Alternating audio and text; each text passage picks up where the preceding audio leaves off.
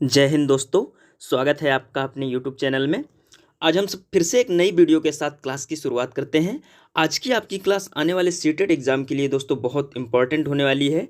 आज हम सब फिर से संस्कृत सब्जेक्ट के अंतर्गत संधि टॉपिक को कवर करेंगे। यह टॉपिक दोस्तों आपके सीटेट पॉइंट ऑफ व्यू से बहुत महत्वपूर्ण टॉपिक है। तो आइए आज की क्लास की शुरुआत करते हैं। आज की यह क्लास आपकी पूर्णतः थ्योरी क्लास होगी। चलिए क्लास की शुरुआत करने से पहले दोस्तों आपको बता दें हम कि कल हम लोगों ने संधि टॉपिक की शुरुआत की थी, जिसमें हम लोगों ने पार्ट 1 को कवर किया था। आज हम लोग संधि टॉपिक का पार्ट 2 कवर करेंगे। तो चलिए पार्ट 2 की शुरुआत करते हैं। कल की क्लास में दोस्तों हम लोगों ने पूरी स्वर संधि को कवर किया था। आज की क्लास में सबसे पहले दोस्तों हम स्वर संधि के कुछ अपवाद हैं उनके बारे में बात करेंगे। इसके बाद जैसे ही स्वर संधि के अपवादों के बारे में बात कर लेंगे, फिर हम व्यंजन संधि को पढ़ेंगे। तो चलिए हम लोग सबसे पहले बात करते हैं स्वर संधि के अपवाद के बारे में। अपवाद का मतलब ही होता है एक्सेप्शन। एक्सेप्शन का मतलब जहाँ पे नियम के अनुसार कार्य ना हो या नियम के अनुसार कोई चीज़ समझ में ना आए, तो वहाँ पे आपका अपवाद हो जाता है। तो कहा गया है महर्षि पाणिनि ने अपने अष्टाध्यायी के अंतर्गत कुछ बिंदुओं को छोड़ दिए थे, जिसको वार्तिककार रुचि ने अपने वार्तिक के अनुसार सुधार करने का प्रयास किया था। सूत्रों पर जो वार्तिक लिखे गए हैं उसे ही अपवाद की संज्ञा दी गई है। मतलब कुछ सूत्र हैं उन पे जो वार्तिक लिखा गया है, वार्तिककार ने व रुचि ने लिखा है, तो उन्हीं को अपवाद की संज्ञा दी गई है। तो चलिए हम पहला अपवाद यहाँ पे शुरुआत करते हैं। है क्या? अच्छादुहिन्यामुपसंख्यानम। ये आपका सारे अपवाद आपके वार्तिक ही कहे जाएंगे। तो दोस्तों इस सूत्र का मतलब क्या है समझते हैं। अच्छात, अच्छात का मतलब होता है यहाँ पे पंचमी विभक्ति है। उहिन्याम यहाँ पे आपकी सप्तमी विभक्ति हो गई। उपसंख्यानम। तो चलिए नियम को समझते हैं। यदि अच्छ शब्द के बाद में उहिनी आए तो पूर्व व पर दोनों के स्थान पर वृद्धि संधि हो जाती है। कहने का मतलब है कि यदि अच्छ शब्द के बाद में उहिनी आए तो पूर्व यानी पहले और पर मतलब बाद में दोनों के स्थान पर आपकी वृद्धि संज्ञा हो जाती है। चलिए उदाहरण की सहायता से समझते हैं। तो उदाहरण है अच्छ प्लस उहिनी।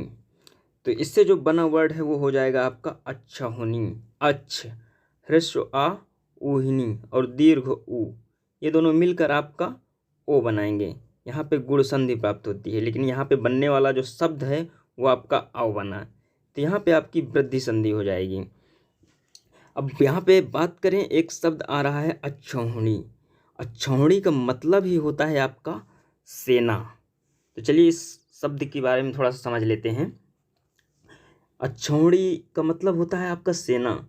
अच्छौहणी एक सेना के लिए कहा गया है वर्ण, अच्छौहणी सेना, जिसमें आपके 21,870 रथ होते हैं अच्छौहणी सेना में, और 21,870 ही आपके हाथी होते हैं इसमें। 21,870 रथ और 21,870 हाथी, 65,610 घोड़े होते हैं। और बात करें इसमें पैदल सैनिकों की, तो इसमें 1,09,350 ये आपके पैदल सैनिक होते हैं। तो इतने सारे लोगों जानवरों का नाम दिया गया है आपका अच्छौहणी सेना। 21,870 रथ, 21,870 हाथी, 65,610 घोड़े, 1,09,350 पैदल सैनिक, इन पूरों को नाम दिया गया है आपकी अच्छौहणी सेना को। दूसरा वार्तिक है हमारा स्वादि रे ऋणो। इसका नियम क्या है? यदि स्व शब्द के बाद में इर, इरिन या इरिणी शब्द आए तो वहाँ पर पूर्व और पर दोनों के स्थान पर आपका वृद्धि एक आदेश हो जाता है। उदाहरण क्या है? जैसे स्वर, स्वधन ईरह, यहाँ पे आपका बनने वाला शब्द हो जाएगा स्वैरह। स्वधन ईरिणी, स्वैरिणी, स्वधन ईरम, स्वैरम, स्वधन ईरिन, स्वैरिन। तो इस तरह से हम इस उदाहरण को समझें। अगला वार्तिक जो है दोस्तों हमारा वो है प्रादुहो ढोढे सैसेसु। इसका मतलब क्या है? प्रा आ, ऊह मतलब ऊ, ऊढ़, इसमें भी आपका ऊ दी ऊ, एस और एस इसमें आपका ऐ आता है।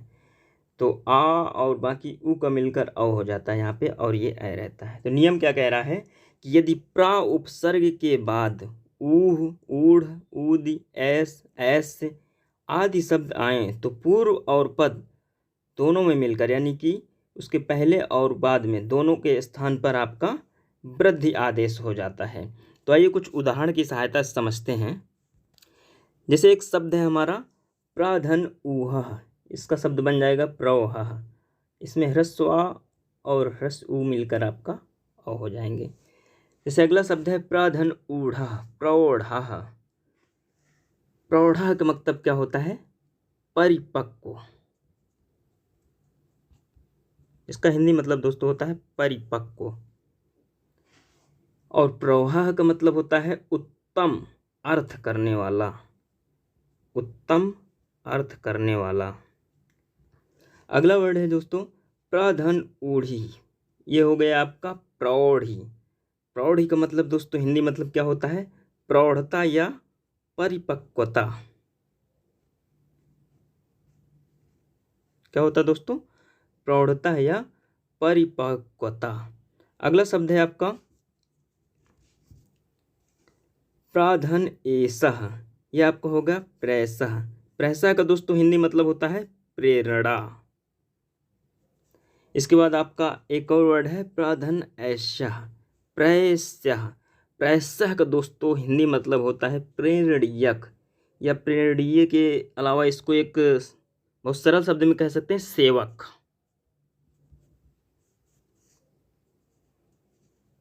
अगला वार्तिक है दोस्तों हमारा उपसर्गाद्रति धातो। नियम क्या कह रहा है? यदि अवर्णांत उपसर्ग के बाद में ऋषि से प्रारंभ होने वाली कोई भी धातु हो तो पूर्व और पर दोनों के स्थान पर आपका वृद्धि एक आदेश हो जाता है। जैसे उदाहरण की सहायता से समझेंगे। प्राधन इच्छति, इसका क्या हो गया? प्राच्छति। अगला उदाहरण है जैसे उपधन इच्छति, उपाच्छति। और उदाहरण की सहायता से समझ लेते हैं दोस्तों। जैसे अगला उदाहरण है दोस्तों हमारा प्राधन रिज्यते, प्रांजते। यहाँ पे आपका आ और ऋषि मिलकर आर हो गया। फिर अगला है प्राधन रुणोति, आ और ऋषि मिलकर आपका यहाँ पे फिर आर हो गया, तो प्राणोति। अगला वार्तिक है दोस्तों हमारा सकन्ध्वसि, सकंध्वादिषु, सकंध्वादिषु पर रूपम वाच्यम। इस वार्तिक की बात करें तो सकंधु प्लस आदिशु। नियम की बात करते हैं इसके। सकंधुगण में पठित टी संज्ञक वर्णों को पर रूप एक आदेश हो जाता है। जैसे सक धन अंधु, तो इस सक का यहाँ पे ह्रस्व आ और यहाँ पे फिर से अंधु में ह्रस्व आ, ये दोनों मिलकर आपके दीर्घ हो जाते हैं, तो हो जाता है सकंधु। सकंधु को तो मतलब क्या होता है? हिंदी मतलब होता है शक नामक देश का एक कूप था, उसी को सकंधु नाम दिया गया है। जैसे अगला वर्ड है कर्क धन अंधु, इसका क्या हो जाएगा? करकंधु। करकंधु का दोस्तों मतलब क्या है? कर्क नामक राजा का कूप। ये शक नामक राजा का कूप था और ये कर्क नामक राजा का कूप।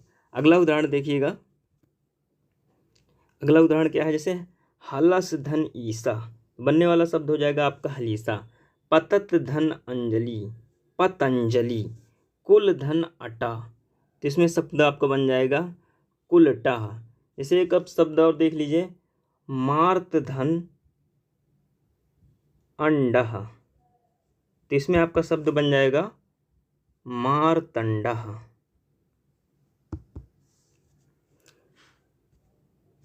अगला वार्तिक है दोस्तों हमारा ऋते चा तृतीया समासे।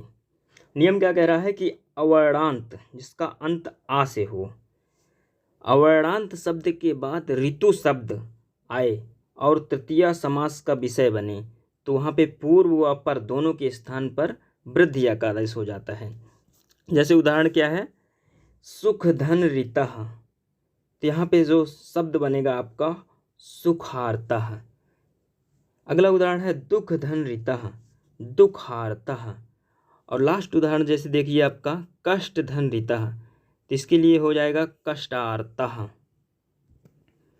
मतलब क्या है दोस्तों यहाँ पर दुखार्तः, दुखार्तः का मतलब होता है कष्ट से या दुख से युक्त। और अगला है फिर आपका दुख धन ऋतु दुखार्तः, यहाँ पे हो गया। और इसके बाद है सुखार्तः, सुखार्तः का मतलब सुख से युक्त। इसमें आपका एक स्पेशल नोट्स है, समझिएगा कि परम धन ऋतः परमर्तः, इस वाक्य में परमश्चासु ऋतः कर्मधारय समास हो गया, यहाँ पे तृतीय समास नहीं है, अतः यहाँ पर वृद्धि संध्या न होकर आपका गुण संधि हो जाएगी। तो दोस्तों अगला वार्तिक जो है हमारा ये है प्रवत्सतर कंबल वसनाण दशानाम रणे, प्रवत्सतर कंबल वसनाण दशानाम रणे। नियम क्या कह रहा है, यदि वत्सर कंबल वसन ऋण दस इन शब्दों के बाद में यदि ऋण शब्द आए तो पूर्व और पर दोनों के स्थान पर आपका वृद्धि एकादेश हो जाता है। तो आइए कुछ उदाहरण की सहायता से समझते हैं। जैसे सबसे पहला वर्ड है प्राधन ऋणम, इसमें आपका ह्रस्व और क्या आपका ऋषि, ये आपका मिल हो जाएगा आर। तो बनने वाला जो शब्द बनेगा ये बनेगा आपका प्राणम। प्राणम का हिंदी मतलब होता है अधिक ऋण। दोस्तों प्राणम का हिंदी मतलब क्या हो जाएगा, अधिक ऋण। अगला वर्ड है जो हमारा वत्सतर ऋणम, बनने वाला शब्द आपका होगा वत्सतराणाम, वत्सतराणम। इसका हिंदी मतलब क्या होता है, बछड़े के लिए ऋण। इसका हिंदी मतलब होता है दोस्तों बछड़े के लिए ऋण। अगला जो है कंबल प्लस ऋणम कंबलाडम, दोस्तों इसका हिंदी मतलब होता है कंबल के लिए ऋण।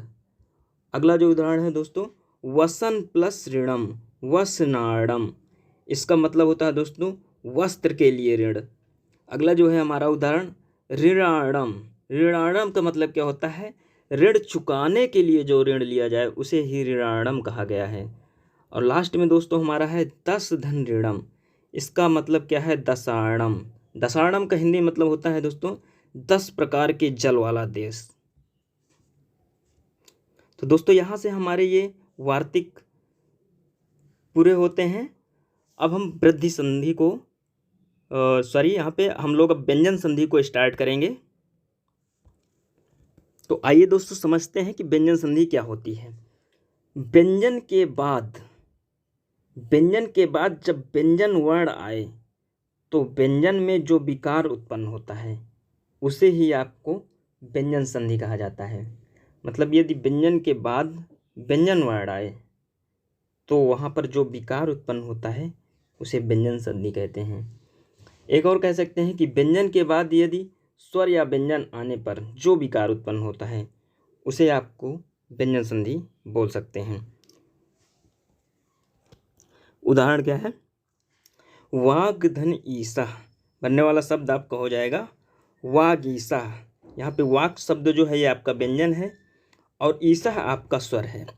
तो इस तरह से जो बनने वाला शब्द आपका ये वागीसा व्यंजन हो जाएगा। अगला उदाहरण है सत धन जनः, बनने वाला शब्द आपका सज्जनः। तो आइए व्यंजन संधि के कुछ प्रकारों की बात करते हैं। इश्चुत्व संधि, सबसे पहली संधि हमारी इश्चुत्व संधि। सूत्र क्या है, स्तोह इश्चुना इश्चुः। नियम क्या कह रहा है, यदि दंत सकार या ता वर्ग के बाद में तालव्य सकार या चा वर्ग आए तो दंत सकार को तालव्य सकार तथा ता वर्ग को चा वर्ग हो जाता है। नियम समझिएगा दोस्तों, यदि दंत सकार या ता वर्ग के बाद में तालव्य सकार या चा वर्ग आए तो दंत सकार को तालव्य सकार तथा ता वर्ग को आपका चा वर्ग हो जाता है। यहाँ पे देखिए ता वर्ग में ता था दा धा ना और चा वर्ग में चा छा जा झा यहाँ आएगा आपका। चलिए उदाहरण की सहायता से समझते हैं हम लोग इसे। हरिश धन सेते, बनने वाला शब्द क्या हो गया, हरिष्येते। हरिशधन चंद्र, ये शब्द क्या बनेगा आपका, हरिश्चंद्र।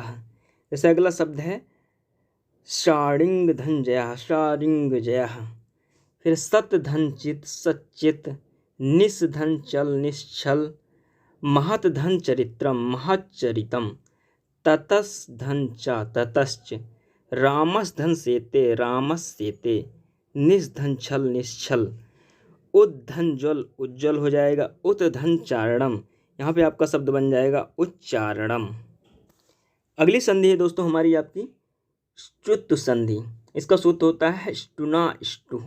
नियम क्या है, यदि दंत सकार या ता वर्ग के बाद में मूर्धन्य सकार या टा वर्ग आए तो दंत सकार को आपका मूर्धन्य सकार तथा ता वर्ग को टा वर्ग हो जाता है। उदाहरण क्या है, तत् धन टीका, तो बनने वाला शब्द आपको हो जाएगा तत्टीका। उद्धन डयनम, उड्डयनम, काफ़ी इंपॉर्टेंट है ये उड्डयनम। रामस धन खृष्टः, रामस खष्टः। चक्रिन धन ढोकसे, चक्रिन ढोकसे। धनुष धन टंकारा, शब्द बन जाएगा आपका धनुष टंकारा। ये शब्द भी इंपॉर्टेंट है। अगली संधि है दोस्तों हमारी जस्तु संधि। जस्तु संधि को हम दो पार्ट में समझते हैं, एक पदांत जस्तु और एक अपदांत जस्तु। तो सबसे पहले बात करते हैं पदांत जस्तु की। पदांत जस्तु का सूत्र क्या होता है, झलाम जसोवंते। नियम की बात करते हैं तो नियम क्या कहता है कि यदि पदांत झल, झल वर्ण के बाद स्वर हो या व्यंजन हो, कुछ ना हो तो झल के स्थान पर जस, ज ब ग ड दस प्रत्याहार में आप लोग ये समझ चुके हैं। तो यदि पदांत झल के बाद में स्वर हो या व्यंजन हो या कुछ ना हो तो झल के स्थान पर आपका जस आदेश हो जाता है। उदाहरण की सहायता से समझते हैं, देखिए वाक धन ईसह, बनने वाला शब्द आपका हो जाएगा वागीसह। सत धन जनः, सज्जनः। सुप धन अंतः, शुभंतः। अच धन अंतः, अजंतः। जगत धन ईशः, ये शब्द आपका बन जाएगा जगदीशः। दिक धन गजः, दिग्गजः। फिर अगला वर्ड है दिक धन अम्बरः, दिगंबरः। अब बात करते हैं दोस्तों अपदांत जस्तु की। इसका सूत्र क्या होता है, झलाम जस झसी। झलाम झस, बनने वाला शब्द आपका हो जाएगा जस। मतलब प्रत्येक वर्ग का पहला, दूसरा, तीसरा, चौथा वर्ण एवं श ख शाहा और झस का मतलब प्रत्येक वर्ग का तीसरा और चौथा वर्ण, बनने वाला शब्द आपका जस। यह कहना है यदि अपदांत झल के बाद में झस प्रत्याहार का वर्ण आए तो झल के स्थान आपका जस आदेश हो जाता है। उदाहरण की सहायता समझते हैं, जैसे बुध धन धा। बु, बा आपका झल वर्ण के अंतर्गत आता है, झल प्रत्याहार के, और धा आ जाएगा आपका ये जस प्रत्याहार के अंतर्गत। तो आपका शब्द जो बनेगा बुद्धा। अगला उदाहरण है क्षुभ धन धा, क्षुब्धा। क्रुद्ध धन धा, क्रुद्धा। युद्ध, युद्ध धन धा, शब्द बन जाएगा आपका युद्धा। अगली संधि है दोस्तों हमारी चर्तु संधि। इसका सूत्र क्या होता है, खरिचा। नियम समझते हैं, यदि झल प्रत्याहार यानी झल प्रत्याहार का प्रत्येक वर्ग का पहला, दूसरा, तीसरा और चौथा वर्ण एवं श ख शाहा के बाद में खर प्रत्याहार, खर प्रत्याहार के अंतर्गत प्रत्येक वर्ग का पहला, दूसरा वर्ण और शा खा शा आए तो झल के स्थान पर आपका चर आदेश हो जाता है। चर में चा टा ता पा एवं शा खा शा हो जाता है, अर्थात उसी वर्ग का पहला अक्षर आदेश हो जाता है। उदाहरण समझते हैं, जैसे उदाहरण है आपका सद धन संगति, सत्संगति। सद धन कारः, सत्कारः। सद धन पात्रम, सत्पात्रम। धिग धन कारः, धिक्कारः। दिग धन कालः, दिक्कालः। सद धन चरित्रम, यहाँ पे बनने वाला शब्द आपको हो जाएगा सच्चरित्रम, सच्चरित्रम। अगली संधि है दोस्तों हमारी लत्तु संधि। लत्तु संधि का सूत्र क्या होता है, तोड़ ली। नियम क्या कह रहा है, यदि ता वर्ग ता था दा धा ना के बाद में ला वर्ग आए तो ता वर्ग के स्थान पर भी ला वर्ण हो जाता है। कहने का मतलब है कि यदि ता वर्ग के अंतर्गत जितने भी वर्ण आते हैं उनके बाद में ला वर्ण आ जाए आपका, तो वहाँ पे ता वर्ग के स्थान पर आपका ला आदेश हो जाता है। जैसे उदाहरण समझेंगे, उद धन लासह, ता था दा, देखिए यहाँ पे आपका दा आया और इधर आ गया आपका ला, तो यहाँ पे दो अर्थ बनेगा उल्लासह। उत धन लिखितः, उल्लिखितः, विद्वान धन लिखति, विद्वान लिखति, विद्युत धन लेखा, विद्युल्लेखा। इसके बाद आएगा उत धन लाला, उल्लाला, उत धन लेखा, उल्लेखा, महान धन लाभा, महान लाभा। इसमें एक दोस्तों नोट है, उसको समझते हैं। कह रहा है कि यदि ता वर्ग का पांचवा अक्षर आए अर्थात अनुनासिक वर्ण आए तो अनुनासिक को आपका ला हो जाता है तथा उसके पहले वाले वर्ण का आपका अनुनासिक का चिन्ह लगा दिया जाता है। अगली संधि है दोस्तों हमारी अनुस्वार संधि। इसका सूत्र क्या होता है? मो अनुस्वारः। नियम समझ लेते हैं। यदि पदांत माँ के बाद में कोई भी व्यंजन आए तो माँ के स्थान पर आपका अनुस्वार हो जाता है। यदि पदांत माँ के बाद में कोई भी व्यंजन वर्ण आए तो वहाँ पे आपका अनुस्वार आदेश हो जाता है। उदाहरण समझ लेते हैं। जैसे शब्द है हरिम धन वंदे, तो बनने वाला शब्द आपका हो जाएगा हरिम वंदे।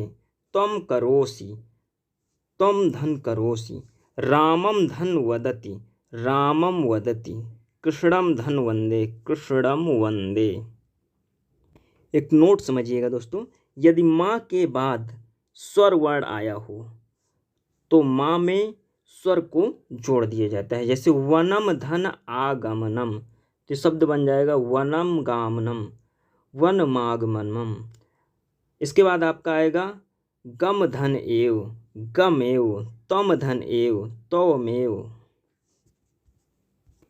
अगली संधि है दोस्तों हमारी अनुनासिक संधि। यरो अनुनासिके अनुनासिको वा। नियम क्या कह रहा है कि यदि यर प्रत्याहार के अंतर्गत हा को छोड़कर सभी व्यंजन के बाद अनुनासिक वर्ण आए तो यर के स्थान पर भी आपका अनुनासिक हो जाता है। जैसे समझिएगा उदाहरण, तद धन मात्रम, तन मात्रम, मद धन मथः, मन मथः, एतद धन मुरारी, एतन मुरारी, जगत धन नाथ, जगन्नाथ, श्रीमत धन नारायण, श्रीमन्नारायण, संकटमोचनः, संकटमोचनः, दिग्धन्नाथः, दिग्नाथः, सगुण धनडीसा, सगुणडीसा। तो इस तरह से दोस्तों हम उदाहरण को समझें। अगली हमारी दोस्तों व्यंजन संधि है परसवर्ण संधि। इसका सूत्र क्या होता है? अनुस्वार यई परसवर्ण। नियम क्या कहता है? यदि अनुस्वार के बाद में य प्रत्याहार शा ख साहा को छोड़कर सभी व्यंजन य प्रत्याहार का वर्ण आए तो बाद वाले वर्ण का पांचवा अक्षर आदेश हो जाता है। जैसे उदाहरण समझिएगा, गंग धन गा, तो शब्द बन जाएगा आपका गंगा। मंग धन झा, मंझा, अं धन डा, अंडा, काम धन तह, कांतः, कम धन दरा, कंदरा, पं धन डा, पंडा, गुम धन फित, शब्द बन जाएगा आपका गुम फित। जैसे शब्द है खम्भा, खम धन भा, अन धन दर, अंदर, साम धन तह, शांतः, बन धन दर, बंदर। तो इस तरह से दोस्तों बहुत सारे उदाहरण हैं। आप लोग उदाहरण की ढेर सारी प्रैक्टिस करिएगा। एक नोट समझ लेते हैं दोस्तों। यदि अनुस्वार के बाद या व रा ला सा खा शाहा वर्ण आए तो अनुस्वार के स्थान पर आपका कोई परिवर्तन नहीं होता है, जैसा है वैसे ही रहता है। जैसे है संयम, संरक्षण, संशय, संसार, संवाद, संलयन, संसष्टा, संहार, ये सब आपके अनुस्वार वर्ण हैं। इनके स्थान पर कोई परिवर्तन नहीं होता है। तो इस तरह से दोस्तों अभी हम लोगों ने व्यंजन संधि को कवर किया। अब हम लोग स्टार्ट करते हैं विसर्ग संधि। विसर्ग संधि क्या होती है? विसर्ग के बाद में जब स्वर या व्यंजन वर्ण आए तो विसर्ग में जो परिवर्तन होता है उसे ही आपका विसर्ग संधि कहते हैं। विसर्ग हमेशा जो होता है किसी न किसी स्वर के बाद ही आता है, जैसे रामः, हरिः, गुरुः। विसर्ग संधि में विसर्ग से पहले जो आने वाला स्वर तथा विसर्ग के आने बाद आने वाले स्वर और व्यंजन दोनों का ही ध्यान रखा जाता है। तो सबसे पहले हम इसमें बात करते हैं सत्व संधि। सत्व संधि क्या होती है? इसका सूत्र होता है दोस्तों विसर्जनीयस्य सह। नियम समझिएगा, यदि विसर्ग के बाद खर प्रत्याहार का वर्ण आए तो विसर्ग के स्थान पर आपका सा आदेश हो जाता है। यानी विसर्ग शब्द के बाद विसर्ग के बाद आपका खर प्रत्याहार का वर्ण आए तो वहाँ पे आपका सा आदेश हो जाता है। जैसे समझिएगा, उदाहरण है विष्णुः धन त्राता, विष्णुस्त्राता, नमः धनते, नमस्ते, तपः धन थली, तपस्थली। विसर्ग के बाद खर प्रत्याहार का वर्ण आने पर निम्नलिखित परिवर्तन होता है। देख लेते हैं कौन कौन सा होता है। जैसे पहला नियम है, यदि विसर्ग के बाद में का खा वर्ण आए तो या तो विसर्ग का विसर्ग ही रहता है अथवा विसर्ग को जिह्वा मूलीय हो जाता है। यानी विसर्ग के बाद का खा वर्ण आता है तो या तो आपका विसर्ग का विसर्ग ही रह जाता है अथवा आपका विसर्ग को जिह्वा मूलीय हो जाता है। जैसे उदाहरण समझिएगा, जैसे रामः क्रीडति, तो यहाँ पे आपका हो जाएगा रामः क्रीडति। श्यामः धन खादति, श्यामः खादति। दूसरा नियम क्या है, यदि विसर्ग के बाद में चा और छाए तो वहाँ पे विसर्ग को दंत सा में बदल दिया जाता है तथा दंत सा को तालव्य सा में बदल देते हैं। जैसे रामः चिनोति, रामश धन चिनोति, शब्द बन जाएगा आपका रामश चिनोति। निह धन चलह, तो सबसे पहले बनेगा निश्चलह, फिर आपका सा यहाँ पे सिटी वाले सा में बदल जाएगा तो निश्छलह वर्ड बन जाएगा। जैसे अगला वर्ड है निह धन छलह, तो पहले यहाँ पे आपका बनेगा निश्छलह और फिर बाद में बन जाएगा निश्छलह। अगला नियम समझते हैं दोस्तों, यदि विसर्ग के बाद में टा और ठा वर्ण आए तो विसर्ग के स्थान पर आपका दंत सा हो जाता है तथा दंत सा को मूर्धन्य सा आदेश हो जाता है। जैसे धानु धन टंकारः, शब्द बनेगा आपका सबसे पहले धनुष टंकारः, फिर आपको यहाँ पे दंत सा का आदेश हो जाएगा मूर्धन्य सा, तो शब्द बनेगा आपका धनुष टंकारः। ऐसे ही अगला वर्ड है निह धन ठुरः, तो सबसे पहले आपका यहाँ पे विसर्ग का आदेश हो जाएगा दंत सा, तो बनेगा निस्धन ठुरः, फिर दंत सा का आदेश हो जाएगा मूर्धन्य का, तो यहाँ पे शब्द बनेगा निष्ठुरः। अगला नियम देख लेते हैं, यदि विसर्ग के बाद में पा फा वर्ण आए तो विसर्ग के स्थान पर आपका या तो विसर्ग ही रहता है अथवा विसर्ग को उपधमानी आदेश हो जाता है। जैसे वृक्षः पतति, तो शब्द बनेगा वृक्षः पतति, उपधमानी आदेश यहाँ पे हो जाएगा। बला वृक्षः फलति, वृक्षः फलति, ये यहाँ पे आपका उपधमानी आदेश हो जाएगा। यदि विसर्ग के बाद में दंत सा आए तो विसर्ग को आपका दंत सा हो जाता है। जैसे निधन संदेह, निस्संदेह, निधन सारह, निस्सारह। कुछ अपवाद हैं, उनको भी समझ लीजिएगा दोस्तों, जिनमें क्या होता है कि विसर्ग मूर्धन्य में परिवर्तन हो जाता है। जैसे दुहधन करह, डायरेक्ट आपका विसर्ग मूर्धन्य परिवर्तन हो जाता है, यानी विसर्ग का सीधे आपका मूर्धन्य सा में परिवर्तन हो जाता है। दुहधन करह, दुष्करह, दुहधन परिणाम, दुष्परिणाम, निधन फलह, निष्फलह, निधन कंटकः, निष्कंटकः। अगली दोस्तों हमारी संधि है रुत्व संधि। रुत्व संधि का सूत्र क्या होता है, सा सज सोरुह, सा सज सोरुह। इसका मतलब क्या होता है कि यदि किसी पद के अंत में दंत सा हो अथवा सजुस का खा हो तो सा के स्थान पर आपका रू आदेश हो जाता है और रू का केवल रा शेष रहता है। यदि रा के ठीक पहले ह्रस्व आ ना हो तो रा के स्थान पर बाद में आपका खर प्रत्याहार का वर्ण ना हो तो वहाँ पर तो वहाँ पर आपका रा के स्थान पर रा ही आदेश बना रहता है। जैसे कपिस धन आगच्छत, बनने वाला शब्द आपका होगा कपिरु आगच्छत और शब्द बनेगा कपिरागच्छत। जैसे इसका उदाहरण देखिएगा आप, एक उदाहरण होता है जैसे गौस धन आयम, तो इसका जो शब्द आपका बनेगा गौरयम। अगला उदाहरण देख लेते हैं, एक जैसे आपका होता है पितुराज्ञा। पितुराज्ञा जो होता है पितुस धन राज्ञा, शब्द आपका बनेगा पितुराज्ञा। जैसे एक शब्द होता है भानुस धन उदेति, क्या होता है शब्द भानुस धन उदेति, भानुस धन उदेति, शब्द आपका बनेगा भानु रुदेति। तो इस तरह से दोस्तों ढेर सारे उदाहरणों को प्रैक्टिस करिएगा आप लोग। अगली संधि दोस्तों हम लोग देखते हैं, हमारी अगली संधि है दोस्तों उत्त संधि। उत्त विधान करने वाले आपके दो सूत्र होते हैं। पहला क्या है, अतो रो रपलुता दपलुते, अतो रो रपलुता दपलुते। दूसरा आपका है हसिचा। तो सबसे पहले हम समझते हैं अतो रो रपलुता दपलुते को।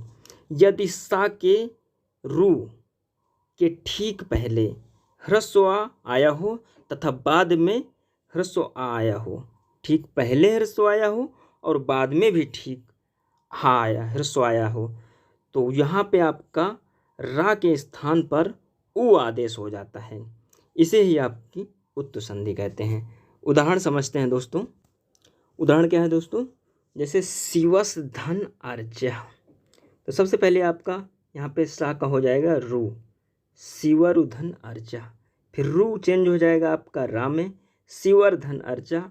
फिर रा आपका बदल जाएगा ऊ में, तो हो जाएगा शिव धन अर्चा। फिर आपका ऊ का आदेश हो जाएगा ओ, तो हो जाएगा शिवो धन अर्चा। शब्द आपका बनेगा शिवो अर्चा। जैसे अगला वर्ड है रामस धन अपि। इसमें सबसे पहले आपका सा का आदेश हो जाएगा रू का आदेश हो जाएगा रा का फिर आदेश हो जाएगा ऊ और ऊ को आदेश हो जाएगा ओ, तो शब्द आपका बनेगा रामो अपि। जैसे सस धन अहम, यह आपका हो जाएगा सो अहम।